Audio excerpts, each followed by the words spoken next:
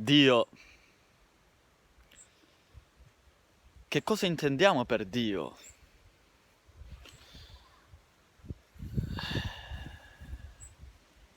Ovviamente ogni essere umano avrà la sua opinione,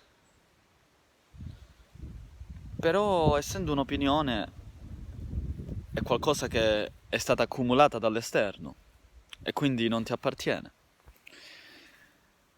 Dio è semplicemente la sorgente d'amore incondizionato che è presente dovunque.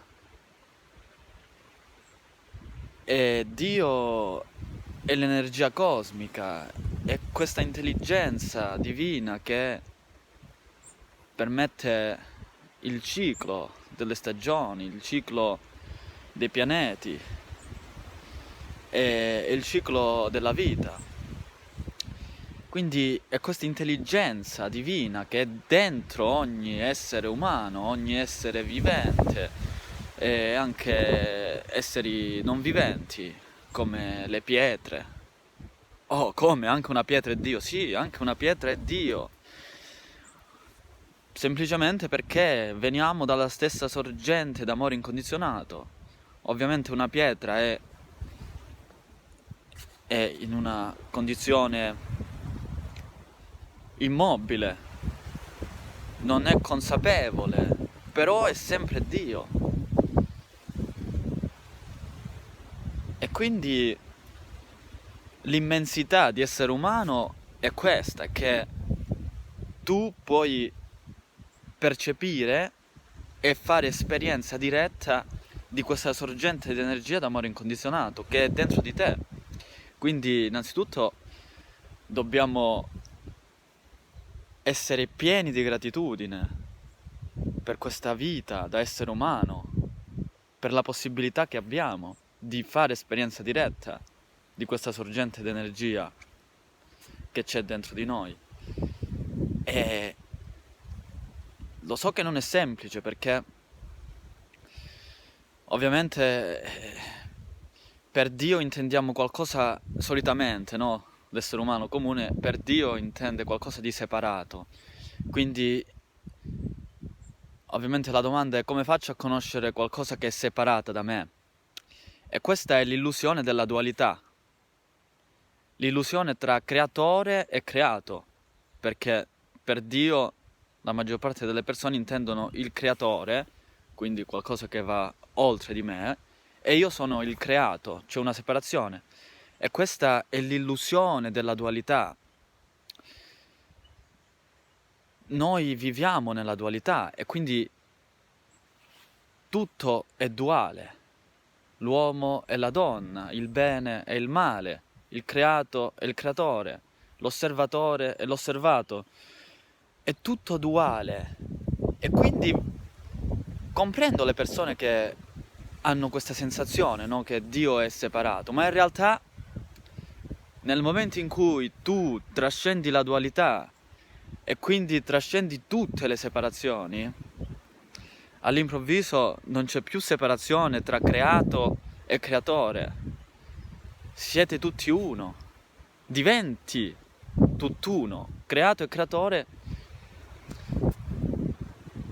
sono la stessa cosa. E quindi il percorso spirituale è fondamentalmente trascendere la dualità e quindi ogni forma di separazione, perché quando c'è separazione c'è divisione, c'è sofferenza, c'è un senso di limitazione. E invece quando si trascende, no? Sei nell'uno, sei nell'unità, in uno stato di libertà e di connessione col tutto e con tutti. Quindi questa è l'esperienza mistica. E ci sono tanti percorsi per arrivare a questa realizzazione. E ovviamente non è facile perché siamo identificati con la mente. E la mente è accumulazione di opinioni, pregiudizi, pensieri che sono stati accumulati dall'esterno. E la mente vive solo ed esclusivamente nella dualità. Ecco perché la maggior parte delle pratiche spirituali e delle meditazioni hanno come obiettivo, se vogliamo dire in questo modo, di trascendere la mente, quindi di andare da uno stato di dualità ad uno stato di unità in cui si percepisce uno stato di beatitudine, perché non c'è più separazione tra te e l'esistenza. La separazione esiste quando la mente è colma di pensieri, di opinioni, e quindi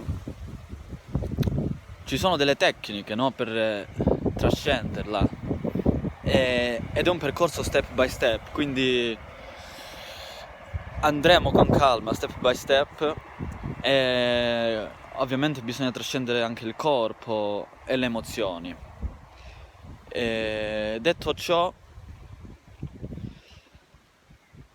ognuno di noi vuole essere libero, no? In uno stato di totale libertà, e l'unica cosa che puoi fare è entrare dentro te stesso o te stessa e conoscere te stessa, e quindi penetrare sempre di più. E lo so, adesso sto parlando in modo vago e anche lo so, mi rendo conto che la maggior parte di voi non mi può capire, perché queste cose possono essere capite solo se si fa esperienza diretta, e quindi mi resta soltanto che condividere step by step il percorso. Ovviamente ce ne sono tanti, però posso condividere solamente, principalmente, non solamente, posso condividere principalmente il percorso che ho fatto io, diretto. Quindi ce ne sono anche altri, però condividerò quello che ho fatto io per arrivare a questo stato di coscienza.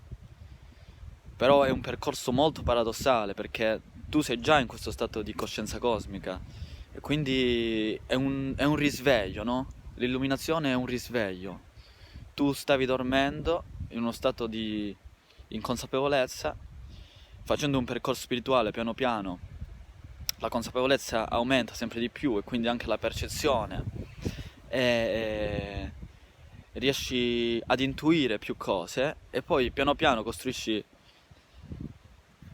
piano piano scali questa montagna fin quando poi arrivi a un picco di esperienza, un picco di conoscenza, e lì la mente scompare, il corpo scompare, le emozioni scompaiono, fai esperienza diretta della sorgente d'energia d'amore incondizionata che è Dio.